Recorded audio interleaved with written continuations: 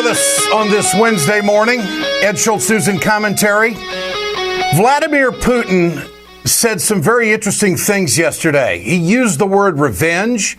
He used the word restitution. Now, I find it hard to believe that Putin and Obama would gather at the negotiating table privately at the G20 and Putin not tell him what the Russian response is going to be. Because at that time, the Russians knew that their passenger airliner was taken down by the terrorists, by ISIL. And so what did the Russians do yesterday? They bombed indiscriminately without concern for civilians. Putin must have said, I'm going to go nail their ass. In the meantime, our Congress will not vote.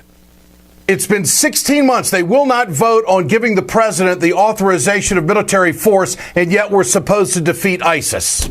The Congress is standing in the way of progress. And the fact of the matter is that there are more target-rich environments right now with ISIL having the capability of hitting them.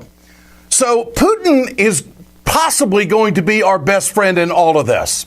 I would speculate, and there's been very little conversation in the media about, gosh, what did Obama and Putin actually talk about?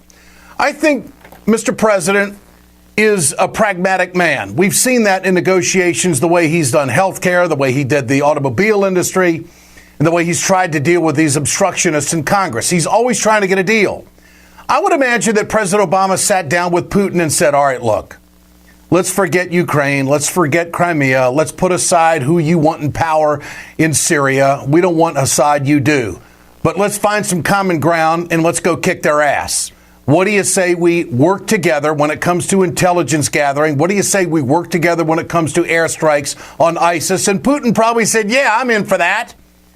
So if the president of the United States were to start bombing ISIS targets without concern for civilians, what do you think the conservatives in Congress would be saying? Wow, look at Obama. He's a murderer. And even the left would be all over the president.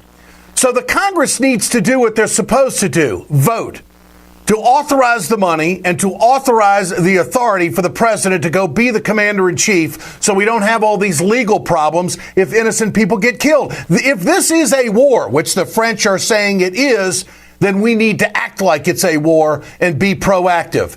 Part of being proactive is making sure the president of the United States has the authority to do what everybody wants him to do. So we move forward in the presidential debate. Gosh, what if Bernie Sanders was president? What would he do? Here's his thoughts. What we have got to be, Katie, in my view, is not just strong and tough, but we have got to be smart. You will remember way back in 2002, the United States, President Bush said, well, we're going to be tough. We're going to go into Iraq.